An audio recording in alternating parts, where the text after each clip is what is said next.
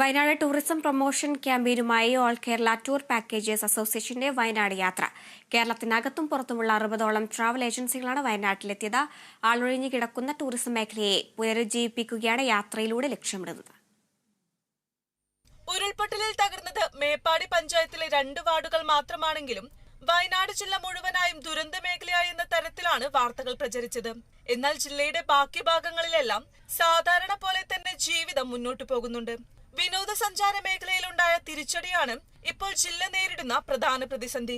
എല്ലാം ഉടൻ ശരിയാകുമെന്ന പ്രതീക്ഷയിൽ ജില്ലയിലെ ടൂറിസം മേഖല ദുരിതം തള്ളി നീക്കുകയാണ്. തട്ടുകട നടത്തുന്നവർ മുതൽ പഞ്ചനക്ഷത്ര ഹോട്ടലുകാർ വരെ കടുത്ത പ്രതിസന്ധിയിലാണ്. ഓണക്കാലമായിട്ടും ഹോം സ്റ്റേ റിസോർട്ട് മേഖലയിൽ ഒറ്റ ബുക്കിംഗുകൾ ഇല്ല.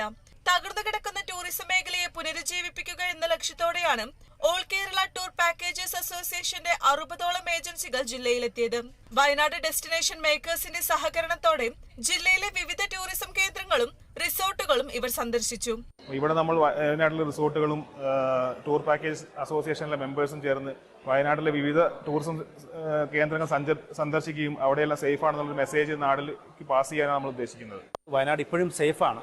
അതുകൊണ്ട് ഇവിടുത്തെ ടൂറിസം ഡെസ്റ്റിനേഷനെ അല്ലെങ്കിൽ ടൂറിസം സാധ്യതകളെ നമ്മൾ ഓരോരുത്തരെയും മുന്നോട്ട് കൊണ്ടുവരേണ്ടത് നമ്മുടെ എല്ലാവരുടെയും ഉത്തരവാദിത്തമാണെന്ന് മനസ്സിലാക്കിയിട്ട് AKTPA ഈ ഒരു ഉദ്യമത്തിന് തയ്യാറായിരിക്കുന്നത്. വരും ദിവസങ്ങളെല്ലാം ഞങ്ങൾ എല്ലാവിധ സപ്പോർട്ടും ഇവിടുത്തെ വയനാട്ടിലെ ടൂറിസം ഡെവലപ്പ് ചെയ്യാനായിട്ട് ഞങ്ങൾ അതിനുള്ള മുന്നോട്ടുള്ള ഒരുക്കത്തിലേക്ക് നടക്കുകയാണ്. കേരളത്തിലെ 14 ജില്ലകളിൽ നിന്നും കേരളത്തിന് പുറത്തു നിന്നുമുള്ള ടൂർ ഓപ്പറേറ്റർമാരാണ് പ്രമോഷന്റെ ഭാഗമായി വയനാട് യാത്രയിൽ പങ്കെടുത്തത്.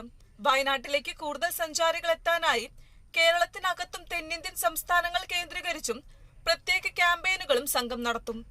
Kerala vision news, Wayanad.